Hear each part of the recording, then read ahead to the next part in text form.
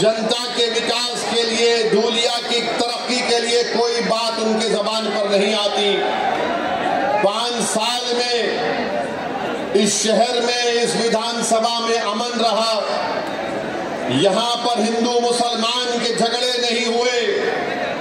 यहाँ पर दलितों पर उनको इंसाफ दिलाने की फारूक शाह ने पूरी कोशिश की। आदिवासियों को उनका मुकाम दिलाने के लिए फारूक शाह ने मेहनतें की। धंगरों को उनका जायज मुकाम दिलाने के लिए फारूक शाह ने मेहनतें की। और हम आज भी कह रहे हैं कि महाराष्ट्र में जहां पर मुसलमानों में जो वो 13 जितनी कास्ट है उनको आरक्षण मिलना चाहिए, क्योंकि बॉम्बे हाई कोर्ट ने उसको मंजूर किया। हम वहीं पर कहते हैं कि हमारे मराठा भाई बहनों को भी आरक्षण मिलना चाहिए, हम उसके खिलाफ नहीं है। अब आप बताइए किस बुनियाद पर फारूक शाह की मुखालिफत करने ये लोग आ रहे हैं।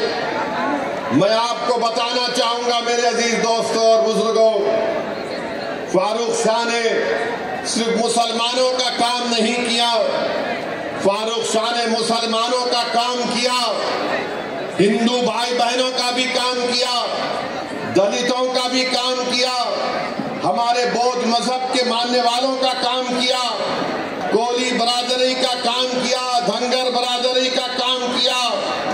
ये काम मराठाओं के लिए फारूक शाह ने काम किया। मगर बीजेपी और शिवसेना के पास एक ही फार्मूला है, बस गाली दो तो ओवैसी को और फारूक शाह को गाली दो और उन दोनों के नाम पर वोट हासिल करो। अरे तुम कब तक मेरा नाम लेकर, तुम कब तक फारूक शाह का नाम लेकर वोट लोगे?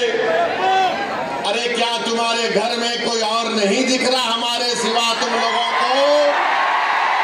तुम्हारी पार्टी में कोई नजर नहीं आ रहा तुम लोगों को? नहीं, खाली ओवैसी को गाली दो, फारूक शाह को गाली दो, जितना गाली देना है गाली दो। मगर धूलिया की जनता ने देख लिया कि फारूक शाह ने जो काम किया वो काम धूलिया की तारीख में कोई विधायक, कोई आमदार नहीं किया था, सबका काम किया। सिद्दीकी उसको गोलियां मार देते हैं, 6-6 गोलियां मारते हैं। बताओ नरेंद्र मोदी, बताओ अमित शाह, बताओ शिंदे, बताओ फडणवीस,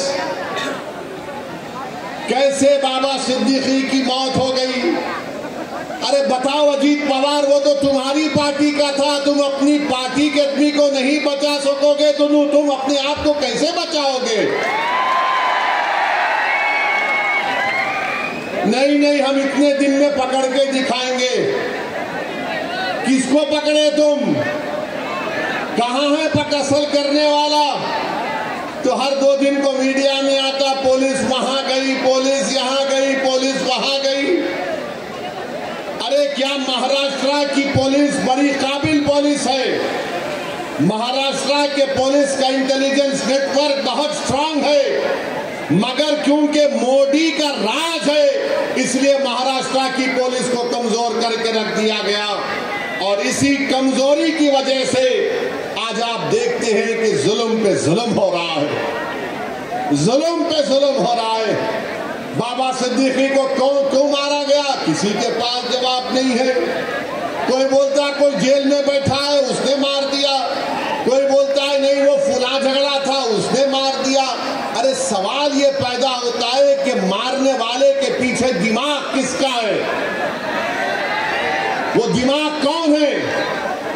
तो बोलेंगे नहीं हम देख रहे हैं, कोशिश कर रहे हैं। मेरे अजीज दोस्तों और बुजुर्गों, महाराष्ट्र में कोई एक उठ के बोलता है, डॉक्टर फारूक शाह साहब ने जहां पर मुसलमानों के महलों के अंदर रोड और गटर का काम किया, वहीं पर हमारे हिंदू भाइयों के महलों के अंदर भी रोड और गटर के काम को किया उन्होंने।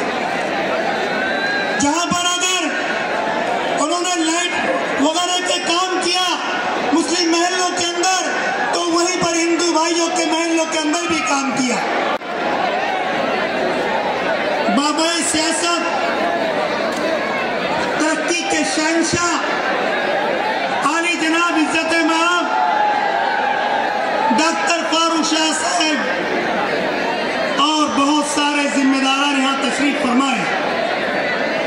मैं आप लोगों को बताना चाहता हूं कि आज हमें किया जाए उसके लिए भी मेहनत की और जूनियर सिविल हॉस्पिटल जो बंद हो चुका था उसको भी 200 बेड की मंजूरी लाकर 43 स्पेशलिटीज के साथ में आपकी खिदमत के लिए मुहैया। जो हमारे बुजुर्ग थे वो भी बहुत खुश नजर आ रहे थे।